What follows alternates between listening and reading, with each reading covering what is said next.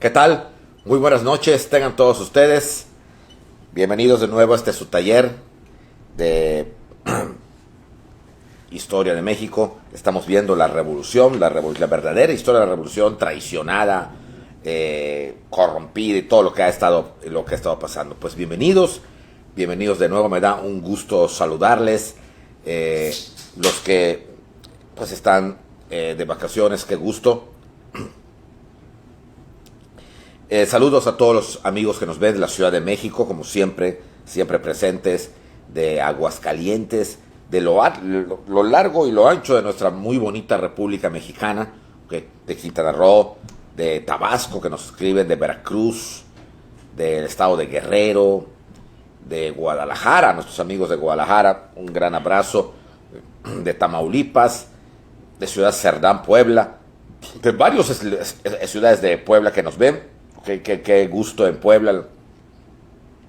Monterrey, la preciosa ciudad de Monterrey, allá el Cerro de la Silla, la famosa fundidora, el Parque de la Fundidora. Un abrazo a mis amigos regios y a todos, Mazatlán, Sinaloa, en fin, Zacatecas, que también nos ha escrito, en fin, San Luis Potosí, bueno, en fin, sería nombrar a todos y cada uno de los estados de nuestra bellísima República Mexicana y desde luego, pues nuestros amigos del estado de Yucatán, no solamente de Mérida, de Valladolid, de Tizimí, nos han escrito igual. Muchas gracias a todos ustedes. Gracias realmente a Yucatán Country Club por esta posibilidad y esta oportunidad que nos da de conocer la verdadera historia de México.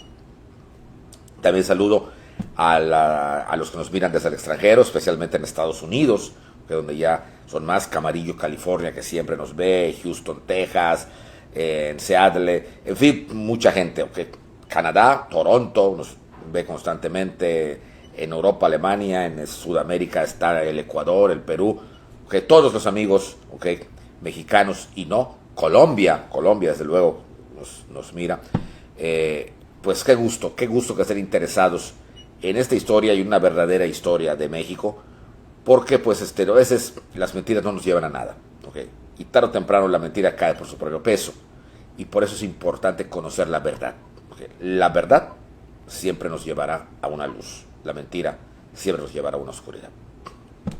Bien, vamos a continuar entonces con este momento difícil de Venustiano Carranza. La semana pasada comentamos la huida de Carranza cuando Pablo González, que era el encargado del ejército de la Ciudad de México, que tenía como 10,000 hombres a su cargo, defeccionó y se unió a la rebelión aguaprietista encabezada por Adolfo de la Huerta, Plutarco Elías Calles y el mismo Álvaro Obregón. Carranza queda completamente indefenso ya. Solamente un grupo de cadetes del colegio militar y un grupo de militares muy cercanos a él lo van a apoyar. Y su decisión fue una decisión suicida, como Luis Cabrera nos dijo. Alguien me preguntó cuál es el libro de Luis Cabrera. En realidad se llama Memorias. También hay otro muy interesante que escribieron en esa época, que fue el de Francisco L. Urquizo, el general Urquizo, también escribió sus memorias, que nos cuentan. Es interesante porque ellos fueron testigos presenciales y protagonistas de todo, sobre todo de esto último que está pasando, y que evidentemente ellos van a escribir lo que ellos vieron, su verdad, conforme a lo que luego se va a manejar. El hecho es que Carranza, como quedaba solo y decide partir hacia Veracruz en una decisión suicida. Ya lo comentamos la semana pasada. Se va en una bola de trenes, en donde cuando las familias de los que se iban con Carranza vieron que se iban, todos se quisieron meter, se vuelve una anarquía y un relajo esa partida de México hacia Veracruz el 5 de mayo del año de 1920. Se vuelve un relajo y las tropas obregonistas, al mando de González, del propio Obregón, empiezan a utilizar a los vagones del ferrocarril presidencial. Empiezan a utilizarlo. Pero como se metieron las familias y ya no hubo orden en qué vagones iban los militares y qué vagones iban las familias, los vagones eran bombardeados inmisericordiamente. Y ahí murió mucha gente, muchísimos de los que creyeron que con irse con Carranza se salvarían y quedándose en México serían pasto de los obregonistas. Le resultó al revés, porque hubo muertes, se levantaron las vías, y llega un momento que después de la estación de Aljibes, cuando ya entraron al estado de Puebla, ya el tren presidencial no puede avanzar más, como vimos la semana pasada, Carranza decide proseguir, a pesar de que hay un enviado, un capitán jovencito que envía a Obregón, que era el capitán Lázaro Cárdenas, para darle a Carranza el indulto, la salvación, siempre y cuando renunciara a la presidencia. Carranza no lo acepta. Luis Cabrera nos dice que el capitán cuyo en ese momento era un ilustre desconocido, que le dice: lo van a matar, señor, sálvese, lo van a matar, le están dando un seguro de vida, si no lo acepta lo van a matar, la orden es detenerlo a como dé lugar, vivo o muerto. Carranza no acepta, y su respuesta, según Cabrera, fue que era el presidente legítimo de la República por mandato del pueblo, y que por lo tanto solo volvería a México triunfante o muerto. Carranza decide entonces, ya que no se podía hacer en tren, meterse a caballo en la Sierra Poblana para buscar la manera de llegar a Veracruz. Recuerden ustedes, para aquellos que no se acuerdan o para aquellos que no tomaron o no vieron la clase pasada, el curso pasado, en Veracruz estaba su yerno, el general Cándido Aguilar, que lo protegería. Además, consideraba que estando en el mar, lo peor que podía pasar, o sea, junto al mar, pues huir.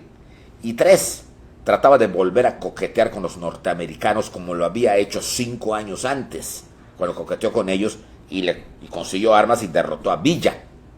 Sí, pero lo que no midió Carranza, y eso lo analizamos la semana pasada, es que no era el mismo escenario. En ese entonces Carranza era la esperanza de los norteamericanos, y pactaron con él y lo apoyaron. Pero en 5 años que habían pasado, del 15 al 20, Carranza se había desgastado con los norteamericanos. Para los petroleros y para la Casa Blanca, Carranza era un mentiroso. Les había prometido el dominio total y completo de la zona petrolera, y la Constitución 17 marcaba totalmente lo contrario. Ellos no entendían que el Congreso había hecho lo que quería y no había aceptado el proyecto de Carranza. Simplemente Carranza les había prometido una cosa y no lo cumplía. Y además no había demostrado Carranza una gran autoridad, porque seguían las rebeliones por todos lados. Villa estaba imparable en el norte, nadie lo podía parar. Y seguía saqueando y saqueando y saqueando haciendas y ranchos norteños. Entonces ya no era lo mismo. Si en 5 años, y los 5 años anteriores o antes, Carranza era considerado la esperanza, ahora, 5 años después, Carranza era la gran decepción para los norteamericanos.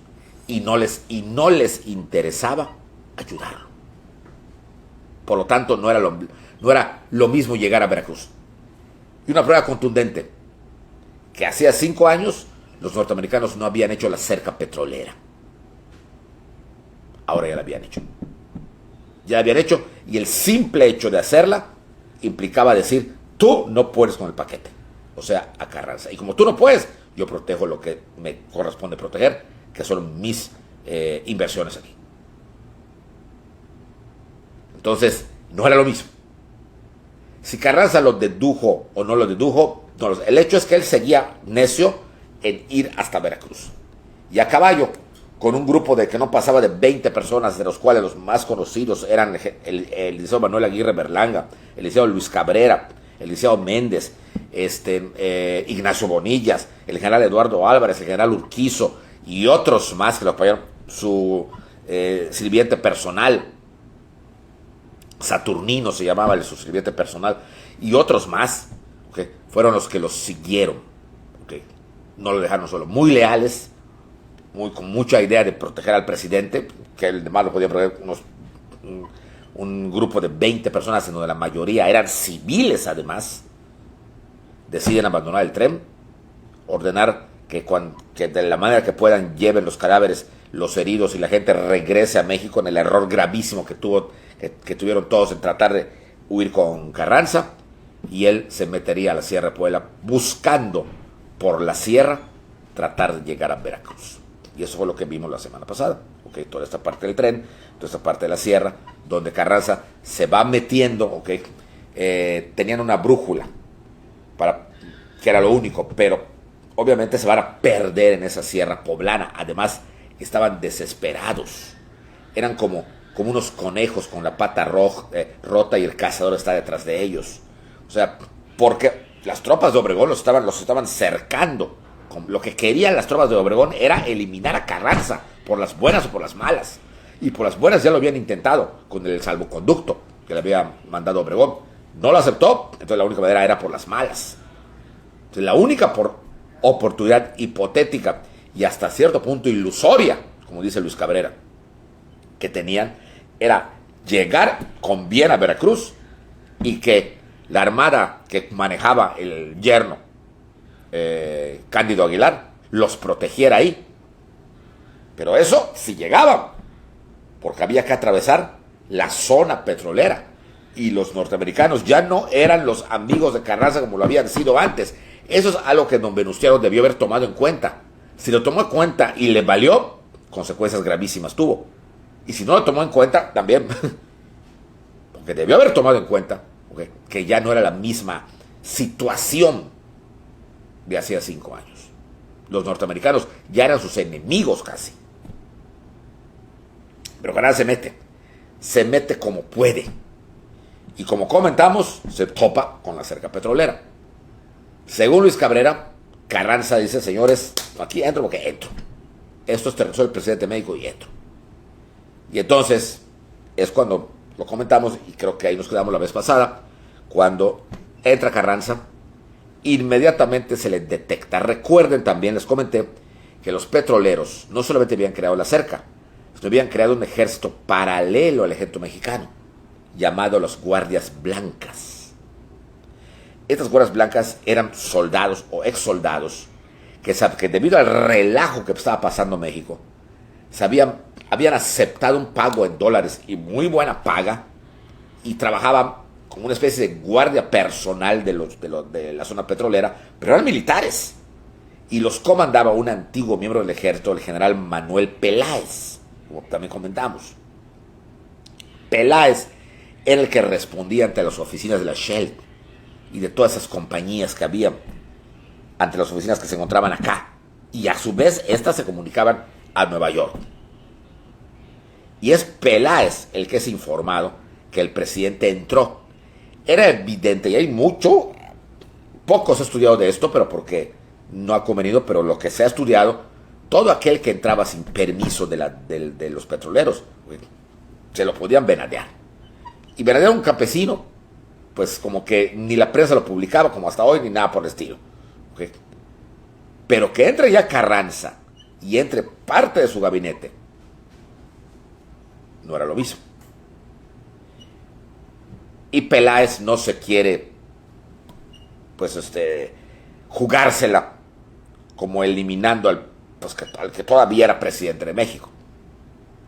Y Peláez trata de lavarse las manos y se comunica con las oficinas de la Shell para informarle que el presidente estaba allá adentro y que estaba perdido, se notaba que estaba perdido, pero que su misión era llegar a Veracruz.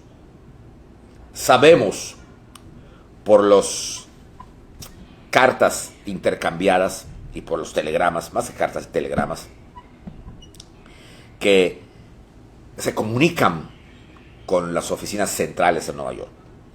Nadie quería meter mano porque era el presidente de México. Pero de que sí, estaba allá, estaba allá. Y es acá cuando Obregón, o cuando con Obregón se van a comunicar. Obregón ya había tomado la Ciudad de México. Pablo González había tomado la ciudad en su nombre y Obregón llegó y se instaló en la Ciudad de México. Y desde ahí dirigía toda la campaña contra Carranza. Y es ahí donde Obregón va a recibir la comunicación. No sabemos si directamente en Nueva York, si las oficinas de aquí o si de Peláez, pero algo tuvo que ver Obregón en esto. No podemos saberlo a ciencia cierta. No va a aparecer cuando es un crimen o un delito o algo delictivo, pero políticamente hablando, rara vez vamos a encontrar una prueba contundente. que diga esto es, y de eso se basan la impunidad mexicana que ha habido a lo largo de siglos ya. Pero sí podemos entender lo que ocurrió después y la conducta de Obregón con los norteamericanos y de los norteamericanos con Obregón. Y de esa conducta posterior podemos deducir, como haría metodológicamente, hipotéticamente un historiador, un investigador, es que Obregón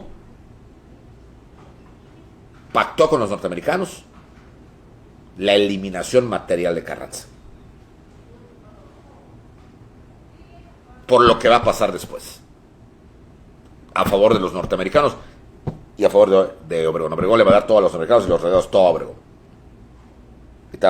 Y en su momento lo vamos a comentar.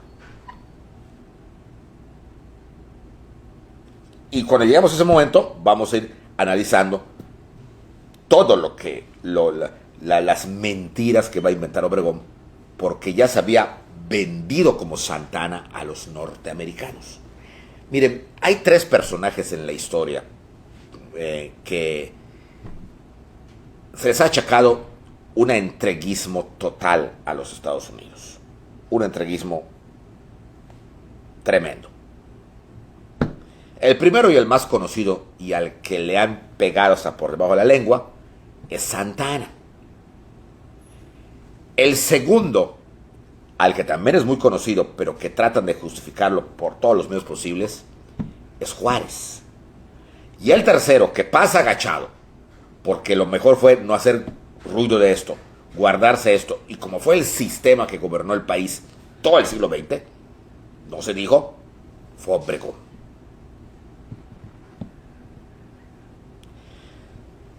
Según varios historiadores modernos, como Alejandro Rosas, como Marta Molina, como Kraus, como Eugenio Aguirre, como de los tres, increíblemente, el menos culpable es Santa Anna. Porque Santa Anna tuvo que pactar con los norteamericanos, con un presidente derrotado militarmente, la Ciudad de México ocupada por el ejército norteamericano, y tenía que pactar como derrotado que era. Mientras que los otros dos, sobre todo Juárez, no estaban. Ellos pactaban y entregaban lo que tenían que entregar para que me ayuden a ganar. Ese es el gran trauma del mexicano. Bueno, pues solo parece indicar que Obregón dio como una especie de palomita para que eliminaran a Carranza. Y casualmente después de esta entrevista, mientras Carranza y sus gentes se perdían por la sierra buscando cómo llegar a Veracruz, aparece un personaje en plena sierra y en plena zona petrolera, que era lógico sospechar de él, pero que Carranza no sospechó o no quiso sospechar. Un personaje que se llamaba Rodolfo Herrero. Hoy sabemos que Rodolfo Herrero era agente de Manuel Peláez.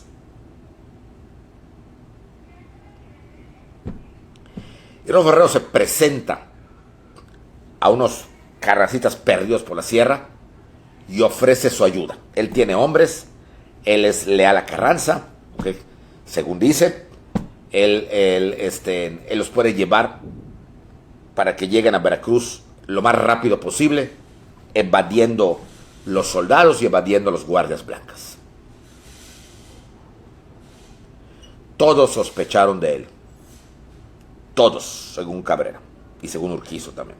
Todos. De hecho, Urquizo en su libro dice que él le dijo al presidente: señor presidente, no me gusta la obsequiosidad de este tipo.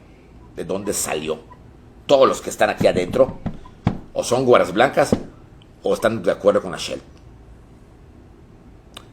Dicen por ahí que cuando ya te llegó tu hora, sobre todo en ese caso que hace un crimen, no te das cuenta de nada. Y Carranza, el astuto Carranza, el zorro, el viejo perro de chivo, más que zorro de chivo, ¿no? El que tenía un colmillote que arrastraba, confía.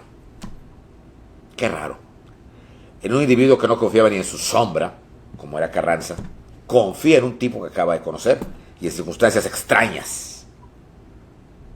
¿Por qué? Lamentablemente no vivió para contarlo, pero ¿qué podemos pensar de esto?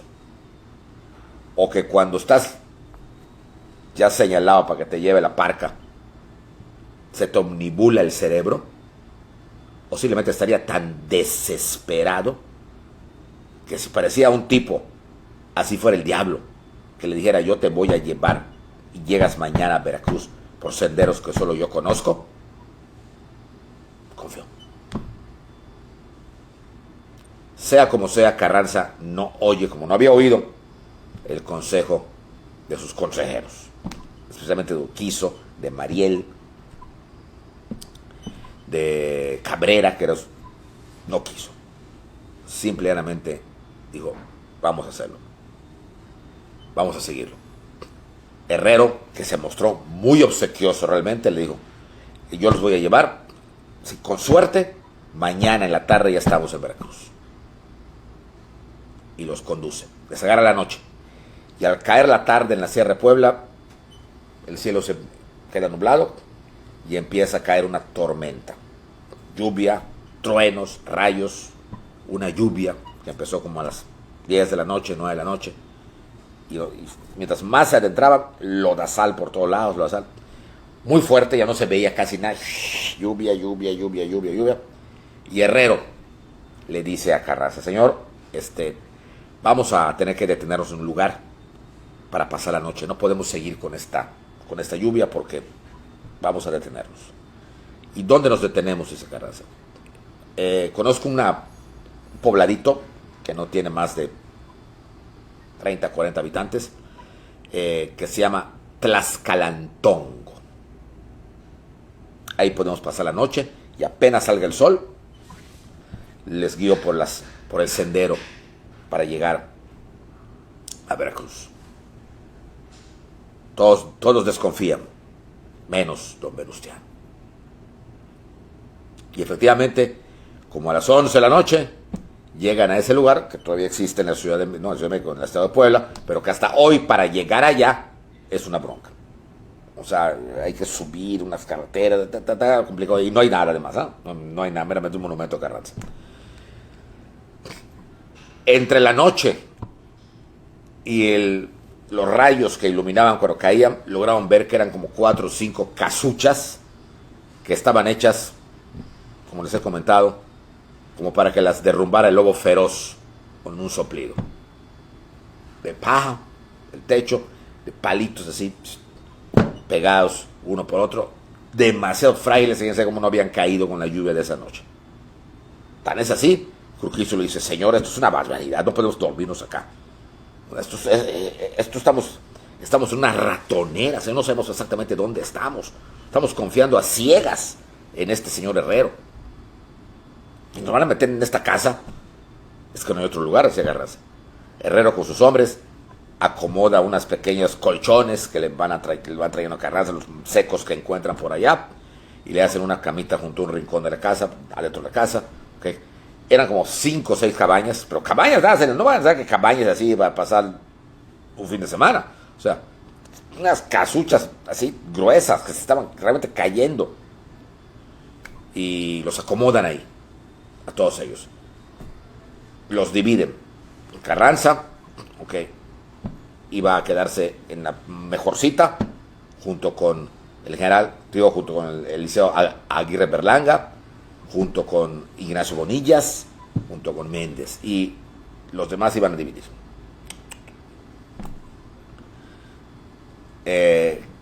Herrero dice, bueno señor, la lluvia seguía, señor, yo voy a estar pendiente, porque aquí no hay más que una sola entrada, así que por lo tanto mis hombres van a estar apostados por si acaso alguien quiere entrar, no creo, y ya mañana proseguimos nuestro viaje. Bueno, se quedan, los aldeados les sirven allá lo que tienen, una gallinita o algo para que cenen, ya que cenan un poquito, la lluvia seguía, todos se acuestan y dicen, bueno, vamos a dormir señores, porque apenas aparezca el sol, nos vamos rumbo a Veracruz. Y es acá cuando cuenta Luis Cabrera que Carranza, a pesar de que era ateo, dijo esta frase: señores, vamos a dormir y que Dios nos acompañe las próximas 24 horas. Así es la cosa. Se acuestan entre la lluvia, los relámpagos, los truenos, y eso a las 4 de la mañana, cuando se dice que es más profundo el sueño. Afuera de la cabaña, Herrero se movía con alrededor de 50 hombres suyos, obviamente pertenecientes seguramente a las guardias blancas. Van a rodear la cabaña donde sabían, porque lo sabían, Herrero se las puso, estaba Carranza. Solo esa, las demás no, las otras 5 o 6 donde estaban los demás, esa no, solamente la de Carranza. La lluvia seguía, eran pistoleros, rifleros, los ponen ahí, y como a las 4:10, todos despiertan con una gritería que se oía afuera, y los gritos que dice Urquizo en sus memorias, que decían era mentadas de madre contra Carranza, insultos contra Carranza, y los gritos clarísimos de viva Obregón, viva Peláez. Primera sospecha de Obregón: viva Obregón, viva Peláez. Unen en los gritos a Peláez. ¿Qué tenía que ver Peláez con Obregón? A Peláez, jefe de las guardias blancas, con Obregón. Era evidente que ya había un pacto ahí. Y Obregón, por mucho que durante toda su vida va a negar que él tuvo que ver en esto, es claro. Y esa es la primera prueba, porque luego había un montón más de que él tuvo que ver con la muerte de Carranza. Y después de que ellos se empiezan a medio despertar, ¿qué está pasando? ¿Qué está pasando? Inmediatamente, fracciones de segundos, entonces empieza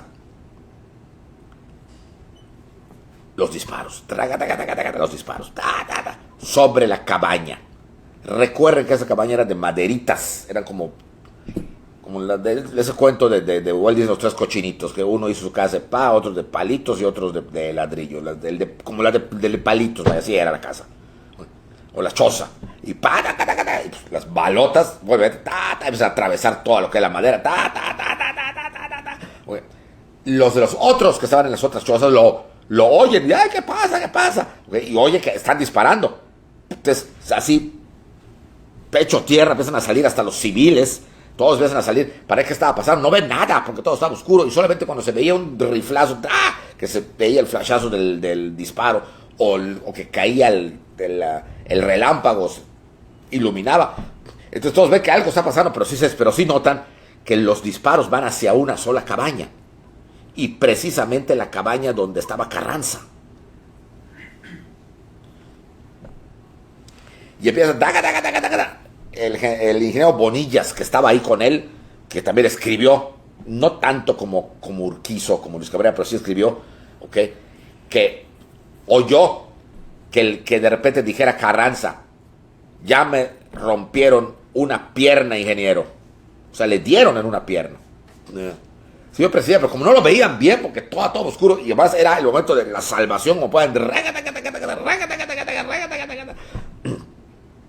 Y de repente, dice Bonillas, empezó a quejarse, ya no hablaba. Todo por fuera.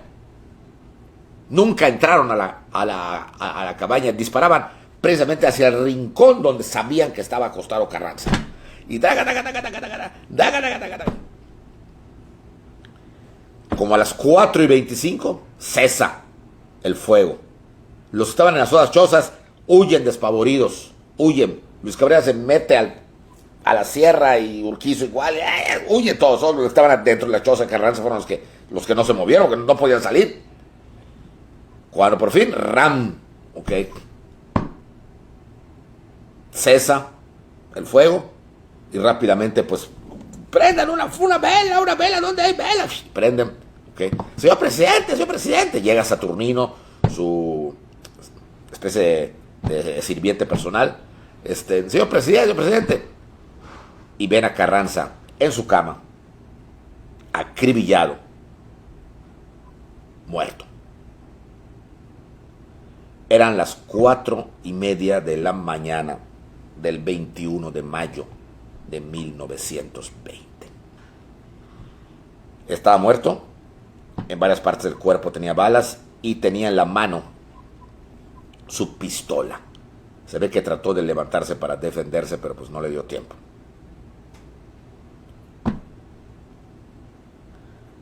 No lo pueden creer, el presidente había muerto. Y en eso llega Herrero con toda su tropa. ¿Qué pasó aquí? ¿Qué pasó aquí? Dice Herrero.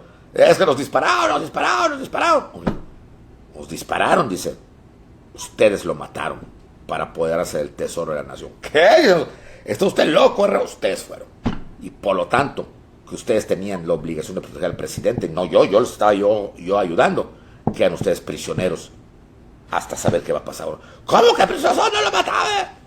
Y a todos ellos, Bonillas, Berlanga y todos están con él, los apresa Herrero. Segunda sospecha. Herrero le manda un telegrama a Obregón. ¿Qué onda? O sea, había una relación allí, estaba claro, más claro que el agua. Y Obregón da una orden: que traigan el cadáver hasta acá, que bajen hasta la zona más poblada de Puebla donde pasa el tren, suban al tren, y a todos los que sobrevivieron y están presos, ¿okay? No permitan que se acerquen a hablar con nadie, ¿okay? Inmediatamente que lleguen, ¿okay? El cadáver lo entregamos a su familia, ¿okay? Y ellos los metemos a la prisión del Lecumberri, a todos ellos. Y así acomodan a Carranza en una especie como de catafalco, pero hecho así tipo petate, ¿okay? Lo ponen allá, y lo van a cargar de Tlaxcalantongo, ¿okay? Hasta cercanamente a Puebla, donde pasaba el tren, para subirlos. Ellos quedaban como 1 kilómetro atrás, los prisioneros querían acompañar a Carranza, porque usted era su amigo. Dijo, no, ustedes son los asesinos. ¿Cómo era? Mientras se trasladaba el cadáver a la Ciudad de México, Obregón daba una rueda de prensa para informar lo que había pasado. Y Obregón dijo que averiguarían qué pasó, que él se comprometía con la verdad. Cualquier declaración como esa que hemos escuchado es pura coincidencia histórica, y que mandaría a una comisión investigadora para averiguar la verdad. Algo así dijeron en el caso de Ayotzinapa, si ustedes no se acuerdan. Okay. La verdad. En México yo creo que Pilatos impera, porque la verdad podríamos decir, ¿y qué es la verdad? Pero que por el momento Obregón se concretaba a decir que como sospechosos principales eran los acompañantes de Carranza. Ellos lo habían asesinado para quedar bien con el nuevo régimen o para robar el tesoro de la nación que tenía Carranza. O sea, ya les echaba la culpa para que la gente los viera a ellos como los malos y para nada se manchara el movimiento aguaprietista, y menos él, que quería ser presidente. Al día siguiente, 22 de mayo, llega el tren con los restos, se le entrega a la familia, especialmente la esposa de Carranza, doña Virginia Salinas de Carranza, ya había muerto, y es la familia las hijas, Emilia y Julia, las que van a velar el cadáver en su casa, en la casa de Carranza. La casa de Carranza hoy en día es un museo Casa Carranza se llama, ahí están sus cosas, ahí está tal y como lo dejó, cuadros de Carranza, y de hecho está exhibido en la última ropa que tenía, está exhibida detrás de un cristal, donde se ve todavía la mancha de sangre, porque nunca se lavó. Está ahí las manchas de sangre de la ropa que tenía Carranza, en ese museo Casa Carranza, muy cerca de la avenida Reforma.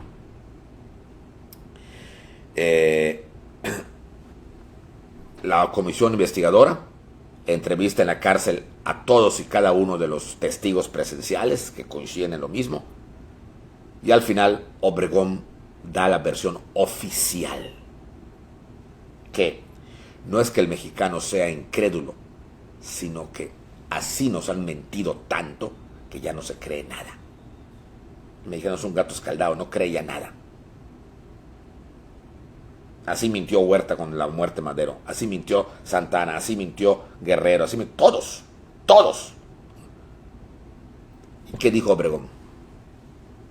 Obregón dijo que efectivamente Carranza sufrió un ataque por bandidos y bandoleros que le querían robar, ahí de la sierra, y que él, al verse perdido, agarró su pistola y se disparó él mismo.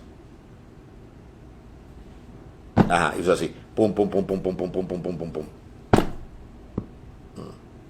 ¿Cuál me chupa? Hoy en día, esa versión dada en mayo de 1920 está totalmente descartada. No pasó así. A Carranza lo mataron. Y no pasó así, ¿cómo? Porque al dar la versión oficial, Obregón va a liberar a todos los presos de Lecumberri, pero con la condición de que es una especie de destierro. Se van a tener que ir. Y todos se van, algunos se van a Estados Unidos, otros a España, otros a Argentina. Okay. Y es ahí donde van a escribir sus memorias diciendo lo que en verdad pasó. De hecho, Urquizo tiene un pequeño libro que publicó aquella editorial Buena Prensa hace muchos años, cuando todavía vivía el general Urquizo y lo autografiaba. Digo, hace muchos años, me refiero a hace 50. En donde se le llama el libro Asesinato de Carranza, de Francisco L. Urquizo. Ya no se vende, pero probablemente en alguna de las plataformas que venden, Amazon o Mercado Libre o algo, tal vez encuentren el librito. Se llama Asesinato de Carranza, donde el general Urquizo, quien aparece en contraportada, su cara ya un anciano, obviamente, cuando no cuando escribió, cuando se volvió a editar sus memorias, en este caso únicamente el asesinato de Carranza, nos narra con detalles día por día cómo fue la salida de México, todo, desde que salieron de México. Y cómo lo que pasó después, cómo él huyó, cómo lo agarraron luego, cómo fue al dar a la prisión, cómo lo soltaron, cómo se mintió, cómo se manejaron las evidencias. O sea, lo que ustedes van a leer ahí al final de ese libro, hagan de cuenta que es como si fuera hoy. Nada ha cambiado. Nada. Y eso es vergonzoso. Eso es vergonzoso. Porque así no avanzamos en la verdad, no avanzamos en el honor, no avanzamos en la moral y no avanzamos en la mentalidad mexicana. La verdad. Ahora que acaba de pasar Semana Santa, podemos recordar las palabras de Pilatos. ¿Qué es la verdad? Hay que buscarla. Y el que busca encuentra. Y el que encuentra es feliz. Pues bien, el entierro de Carranza fue un entierro sin, pues obviamente sin honores de presidente. Fue enterrado como un civil normal. Fue enterrado en el Panteón Español, ¿okay? Aunque algunos embajadores fueron a darle el pésame a las hijas, y en pleno velorio y en pleno cortejo fúnebre hacia el panteón, perdón, no Panteón Español, Panteón de Dolores, al mismo tiempo, Obregón le pedía, en este caso a sus diputados, que convocaran a una reunión en el Congreso para elegir al presidente interino. Obregón, lo mismo que Madero, no quería subir de una manera derrocando al presidente, sino por la vía legal, con la diferencia que Madero tenía todo en contra, Obregón tenía todo a favor. Al ejército lo tenía Obregón totalmente, y además Obregón supo que Villa en el norte hizo fiesta en una de sus casas de sus esposas en algún lugar, brincando y saltando, él y todos sus hombres. Le cortaron las barbas a un chivo y bailaron, diciendo, ya se murió el viejo, barba de chivo, y que bailaron sobre las barbas de chivo los villistas. Por lo tanto, ya Villa, al menos en teoría, quedaba desarmado para seguir su rebelión. Si Villa odiaba al viejo, el viejo ya no estaba. Era cuestión de esperar unos meses para que Villa se traiga. Ya, ¿qué causa iba ahora a argumentar Villa? Si su odio era contra don Venustiano y ya no había don Venustiano. Pues todo le salía bien a Obregón. Otra cosa, los norteamericanos le aplauden a don Álvaro. ¿Qué pacto secreto había hecho? Pues nada, casi nada, el petróleo, le entrega el petróleo, y por eso lo aplaudían. O sea, no era lo mismo, no era el mismo escenario que con Madero, era diferente. Obregón tenía, como dicen por allá, sé que la mula es pinta porque tengo los pelos en la mano. Madero no los tenía, Obregón sí. Y por lo tanto podía darse ese lujo. El Congreso 100% obregonista iba a elegir al interino que Obregón quisiera que fuera. Mientras que en el caso de Madero, cuando hizo lo mismo, 9 años antes, no tenía el Congreso Madero, lo tenía Porfirio Díaz. Por eso eligieron un porfirista, Francisco León de la Barra. En cambio ahora, la cosa cambiaba. Y mientras se velaba a Carranza y se hacía el cortejo para enterrarlo allá en el Patio de Dolores el 23 de mayo de 1920, el Congreso deliberaba y por votación casi unánime, hubo como 4 votos en contra nada más, creo que 3 para Pablo González, 1 para Fernando Iglesias Calderón, y la multitud, todos eran obregonistas, todos, ¿okay?, nombran como presidente interino, o sea, todos, me refiero al Congreso, los diputados obregonistas, nombran como presidente interino nada menos y nada más que a uno de los más cercanos colaboradores de Obregón, sonorense como él, que hasta ese momento fungía como gobernador de Sonora y que era el que había lanzado, su nombre aparecía primero, el plan de Agua Prieta. El señor era don Adolfo de la Huerta, que ocuparía el cargo el resto de lo que le quedaba a Carranza, es decir, el resto de mayo, todo junio, julio, agosto, octubre y noviembre. Y el 30 de noviembre entregaría el cargo al presidente electo, porque obviamente había que convocar a elecciones, porque Carranza vino todo ese relajo y no se hizo. Entonces su misión, la misión de don Adolfo, era convocar elecciones y evidentemente que ganar Obregón. Así de simple. Que Obregón fuera el vencedor. Adolfo de la Huerta quedaba entonces como presidente interino para un periodo de 6 meses, de mayo a noviembre, al 30 de noviembre, cuyo objetivo principal era convocar elecciones, ver que se maneje todo de tal manera, muy mismo que don Porfirio, para que ganara Obregón, que ganara su amigo. Este era el chiste.